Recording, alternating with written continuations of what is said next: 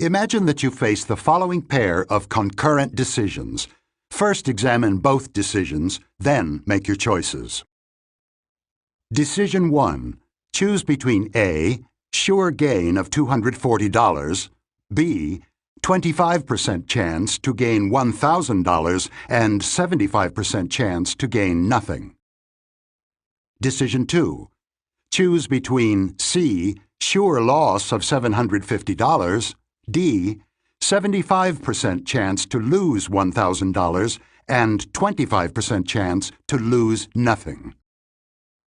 This pair of choice problems has an important place in the history of prospect theory, and it has new things to tell us about rationality. As you heard the two problems, your initial reaction to the sure things, A and C, was attraction to the first and aversion to the second. The emotional evaluation of sure gain and sure loss is an automatic reaction of System 1, which certainly occurs before the more effortful and optional computation of the expected values of the two gambles, respectively, a gain of $250 and a loss of $750. Most people's choices correspond to the predilections of System 1, and large majorities prefer A to B and D to C. As in many other choices that involve moderate or high probabilities, people tend to be risk-averse in the domain of gains and risk-seeking in the domain of losses. In the original experiment that Amos and I carried out, 73% of respondents chose A in Decision 1 and D in Decision 2, and only 3% favored the combination of B and C. You were asked to examine both options before making your first choice, and you probably did so. But one thing you surely did not do, you did not compute the possible results of the 4 combinations of choices, A and C, A and D, B and C, B and D, to determine which combination you like best. Your separate preferences for the two problems were intuitively compelling, and there was no reason to expect that they could lead to trouble. Furthermore, combining the two decision problems is a laborious exercise that you would need paper and pencil to complete. You did not do it. Now consider the following choice problem. AD, 25% chance to win $240 and 75% chance to lose $760. BC, 25% chance to win $250 and 75% chance to lose $750. This choice is easy. Option BC actually dominates option AD, the technical term for one option being unequivocally better than another. You already know what comes next. The dominant option in AD is the combination of the two rejected options in the first pair of decision problems, the one that only 3% of respondents favored in our original study. The inferior option BC was preferred by 73% of respondents. Broad or narrow? This set of choices has a lot to tell us about the limits of human rationality. For one thing, it helps us to see the logical consistency of human preferences for what it is, a hopeless mirage. Have another look at the last problem, the easy one. Would you have imagined the possibility of decomposing this obvious choice problem into a pair of problems that would lead a large majority of people to choose an inferior option? This is generally true. Every simple choice formulated in terms of gains and losses can be deconstructed in innumerable ways into a combination of choices, yielding preferences that are likely to be inconsistent. The example also shows that it is costly to be risk-averse for gains and risk-seeking for losses. These attitudes make you willing to pay a premium to obtain a sure gain rather than face a gamble, and also willing to pay a premium in expected value to avoid a sure loss. Both payments come out of the same pocket, and when you face both kinds of problems at once, the discrepant attitudes are unlikely to be optimal. There were two ways of construing decisions 1 and 2. Narrow framing, a sequence of 2 simple decisions considered separately. Broad framing, a single comprehensive decision with 4 options. Broad framing was obviously superior in this case. Indeed, it will be superior, or at least not inferior, in every case in which several decisions are to be contemplated together. Imagine a longer list of 5 simple, binary decisions to be considered simultaneously. The broad, comprehensive frame consists of a single choice with 32 options. Narrow framing will yield a sequence of 5 simple choices. The sequence of 5 choices will be one of the 32 options of the broad frame. Will it be the best? Perhaps, but not very likely. A rational agent will, of course, engage in broad framing, but humans are by nature narrow framers. The ideal of logical consistency, as this example shows, is not achievable by our limited mind. Because we are susceptible to what you see is all there is, and averse to mental effort, we tend to make decisions as problems arise, even when we are specifically instructed to consider them jointly. We have neither the inclination nor the mental resources to enforce consistency on our preferences, and our preferences are not magically set to be coherent, as they are in the rational agent model. Samuelson's problem. The great Paul Samuelson, a giant among the economists of the 20th century, famously asked a friend whether he would accept a gamble on the toss of a coin in which he could lose $100 or win $200. His friend responded, "I won't bet, because I would feel the $100 loss more than the $200 gain. But I'll take you on if you promise to let me make 100 such bets." Unless you are a decision theorist, you probably share the intuition of Samuelson's friend, that playing a very favorable but risky gamble multiple times reduces the subjective risk. Samuelson found his friend's answer interesting and went on to analyze it. He proved that under some very specific conditions, a utility maximizer who rejects a single gamble should also reject the offer of many. Remarkably, Samuelson did not seem to mind the fact that his proof, which is of course valid, led to a conclusion that violates common sense, if not rationality. The offer of 100 gambles is so attractive that no sane person would reject it. Matthew Rabin and Richard Thaler pointed out that the aggregated gamble of 100 50-50 lose $100 / gain $200 bets has an expected return of $5,000 with only a 1/2300th chance of losing any money and merely a 1/62,000th chance of losing more than $1,000. Their point, of course, is that if utility theory can be consistent with such an absurd preference under any circumstances, then something must be wrong with it as a model of rational choice. Samuelson had not seen Rabin's proof of the absurd consequences of severe loss aversion for small bets, but he would surely not have been surprised by it. His willingness even to consider the possibility that it could be rational to reject the package testifies to the powerful hold of the standard theory. Let us assume that a very simple value function describes the preferences of Samuelson's friend. Call him Sam.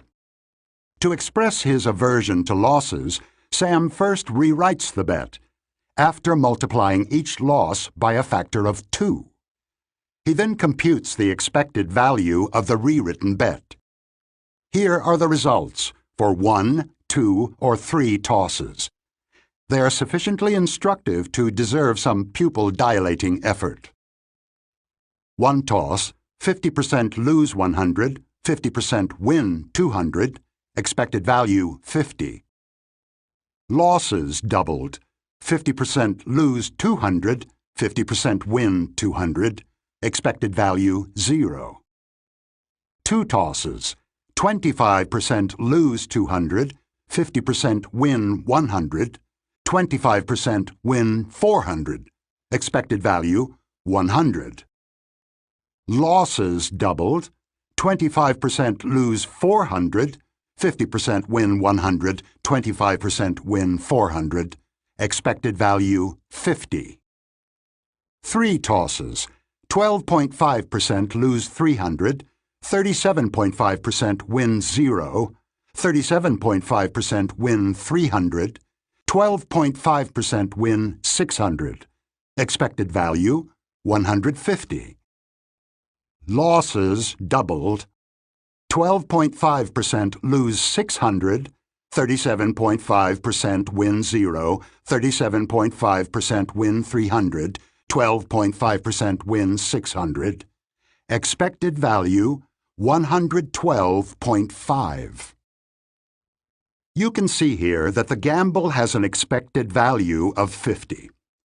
However, 1 toss is worth nothing to Sam because he feels that the pain of losing $1 is twice as intense as the pleasure of winning $1.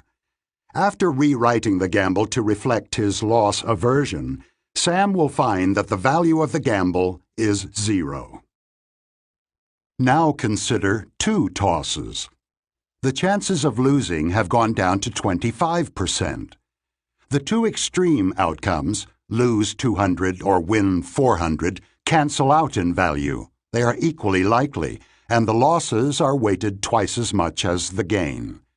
But the intermediate outcome, 1 loss, 1 gain, is positive, and so is the compound gamble as a whole.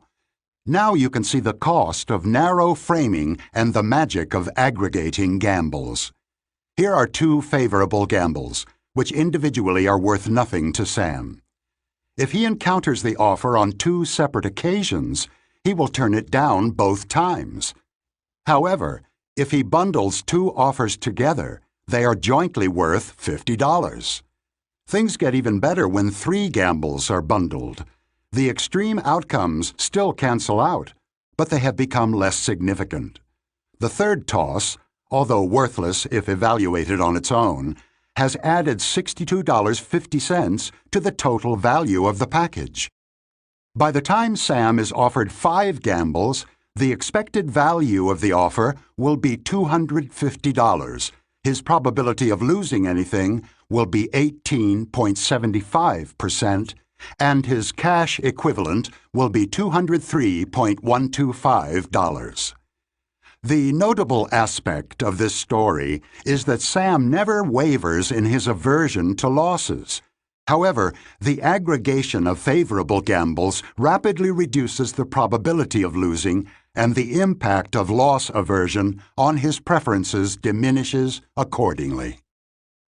Now I have a sermon ready for Sam if he rejects the offer of a single, highly favorable gamble played once, and for you if you share his unreasonable aversion to losses.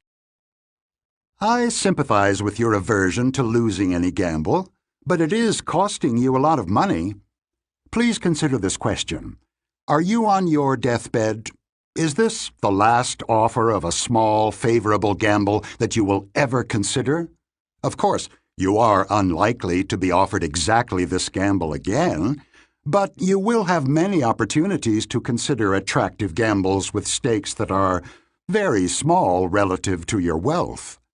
You will do yourself a large financial favor if you are able to see each of these gambles as part of a bundle of small gambles and rehearse the mantra that will get you significantly closer to economic rationality. You win a few, you lose a few. The main purpose of the mantra is to control your emotional response when you do lose. If you can trust it to be effective, you should remind yourself of it when deciding whether or not to accept a small risk with positive expected value. Remember these qualifications when using the mantra. It works well when the gambles are genuinely independent of each other. It does not apply to multiple investments in the same industry, which would all go bad together. It works only when the possible loss does not cause you to worry about your total wealth. If you would take the loss as significant bad news about your economic future, watch it. It should not be applied to long shots where the probability of winning is very small for each bet. If you have the emotional discipline that this rule requires, you will never consider a small gamble in isolation or be loss-averse for a small gamble until you are actually on your deathbed, and not even then. This advice is not impossible to follow. Experienced traders in financial markets live by it every day, shielding themselves from the pain of losses by broad framing. A group of neuroscientists demonstrated that experimental participants could be almost cured of their loss aversion, in a particular context, by inducing them to think like a trader, just as experienced baseball card traders are not as susceptible to the endowment effect as novices are. Students make risky decisions to accept or reject gambles in which they could lose under different instructions. In the narrow framing condition, they were told to make each decision as if it were the only one, and to accept their emotions. The instructions for broad framing of a decision included the phrases, "Imagine yourself as a trader. You do this all the time," and "Treat it as one of many monetary decisions which will sum together to produce a portfolio." The experimenters assessed the subject's emotional response to gains and losses by physiological measures, including changes in the electrical conductance of the skin that are used in lie detection. As expected, broad framing blunted the emotional reaction to losses and increased the willingness to take risks. The combination of loss aversion and narrow framing is a costly curse. Individual investors can avoid that curse, achieving the emotional benefits of broad framing while also saving time and agony by reducing the frequency with which they check how well their investments are doing. Closely following daily fluctuations is a losing proposition because the pain of the frequent small losses exceeds the pleasure of the equally frequent small gains. Once a quarter is enough, and may be more than enough for individual investors. In addition to improving the emotional quality of life, the deliberate avoidance of exposure to short-term outcomes improves the quality of both decisions and outcomes. The typical short-term reaction to bad news is increased loss aversion. Investors who get aggregated feedback receive such news much less often and are likely to be less risk-averse and to end up richer. You are also less prone to useless churning of your portfolio if you don't know how every stock in it is doing every day, or every week, or even every month. A commitment not to change one's position for several periods, the equivalent of locking in an investment, improves financial performance. Risk policies. Decision-makers who are prone to narrow framing construct a preference every time they face a risky choice. They would do better by having a risk policy that they routinely apply whenever a relevant problem arises. Familiar examples of risk policies are: always take the highest possible deductible when purchasing insurance, and never buy extended warranties. A risk policy is a broad frame. In the insurance examples, you expect the occasional loss of the entire deductible or the occasional failure of an uninsured product. The relevant issue is your ability to reduce or eliminate the pain of the occasional loss by the thought that the policy that left you exposed to it will almost certainly be financially advantageous over the long run. A risk policy that aggregates decisions is analogous to the outside view of planning problems that I discussed earlier. The outside view shifts the focus from the specifics of the current situation to the statistics of outcomes in similar situations. The outside view is a broad frame for thinking about plans. A risk policy is a broad frame that embeds a particular risky choice in a set of similar choices. The outside view and the risk policy are remedies against two distinct biases that affect many decisions: the exaggerated optimism of the planning fallacy and the exaggerated caution induced by loss aversion. The two biases oppose each other. Exaggerated optimism protects individuals and organizations from the paralyzing effects of loss aversion. Loss aversion protects them from the follies of overconfident optimism. The upshot is rather comfortable for the decision maker. Optimists believe that the decisions they make are more prudent than they really are, and loss-averse decision makers correctly reject marginal propositions that they might otherwise accept. There is no guarantee, of course, that the biases cancel out in every situation. An organization that could eliminate both excessive optimism and excessive loss aversion should do so. The combination of the outside view with a risk policy should be the goal. Richard Thaler tells of a discussion about decision-making he had with the top managers of the 25 divisions of a large company.